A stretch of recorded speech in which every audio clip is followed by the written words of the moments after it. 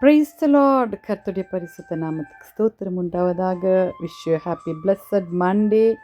ஏல் Bethel prayer ministry உங்களை வாழ்த்து வரவேற்கிறது. Shalom Shalom. கர்த்தர் உங்களுக்கு சமாதானத்தை தருவாராக. இன்றைய தேவ வாக்கு ஆபகுக் 2ஆம் அதிகாரம் 3வது வசனம்.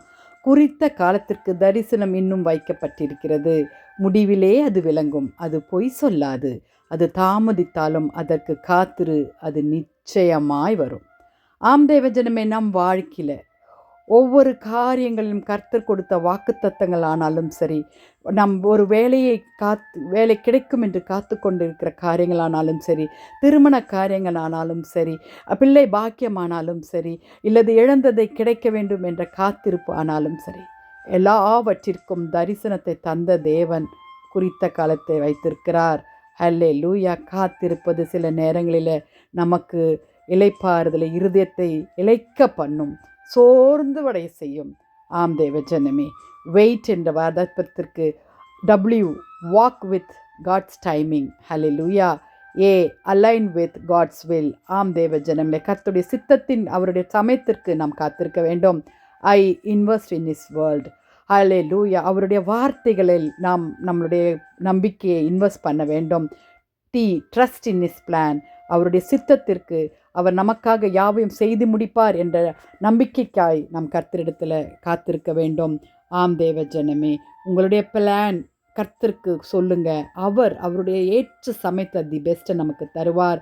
3 காரியங்கள் பேஷண்ட்டாகவும் ஸ்ட்ரென்த்தாகவும் கிளாரிட்டியோடு கூட கர்த்தர் செய்வார் என்ற நம்பிக்கையோடு நாம் காத்திருக்க வேண்டும். நம் பைபிளில் சில ஆபிரகாம் காத்திருந்தார், யாக்கோபு ரட்சிப்புக்காய் காத்திருந்தார், தாவீது கர்த்தருடைய வழிக்காய் காத்திருந்தார், ஏசியா எதிர்பார்ப்புடன் காத்திருந்தார், எரேமியா மழைக்காய் காத்திருந்தார், மீகா பாவத்தின் ரட்சிப்புக்காய் காத்திருந்தார், சிமியோன் காத்திருந்தார். தேவஜனமே, சகல சிருஷ்டிகளும் கர்த்தருக்காக காத்திருந்தது.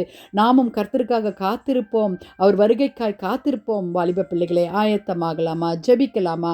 துதிகளின் மத்தியில் வாசமாக இருக்கிற எங்கள் பரலோக தேவனே, அப்பா, நீதிமொழிகள் 13:12 சொன்னது போல நெடுங்காலம் காத்திருப்பது இருதயத்தை இளைக்க பண்ணும்.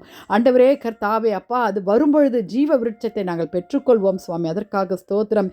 ஏசாயா 40:31 சொன்னது போல கர்த்தருக்கு காத்திருக்கள் புதுபலன் அடைந்து கழுகளைப் போல செட்டைகளை அடித்து எழும்புவார்கள் என்று சொன்னது போல, ஆண்டவரே கர்த்தருக்கு காத்திருக்கும் இருதயத்தை ஸ்திரப்படுத்துவார் என்று சங்கீதக்காரன் சொன்னது போல நாங்கள் காத்திருக்கிறோம். நீங்கள் கிரியை செய்யுங்க, எழுந்ததை பெற்றுக்கொள்ள கிருபை தாங்க சுவாமி.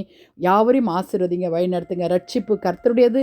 காத்திருக்கிறோம் கர்த்தாவே, உம்முடைய வருகைக்காகவும் காத்திருக்கிறோம். ஆயத்தப்படுத்துங்க. துதிகன மகிமை உமக்கே செலுத்துகிறோம். மீட்பர் இயேசு மூலம் ஜெபம் கேளும் பிதாவே.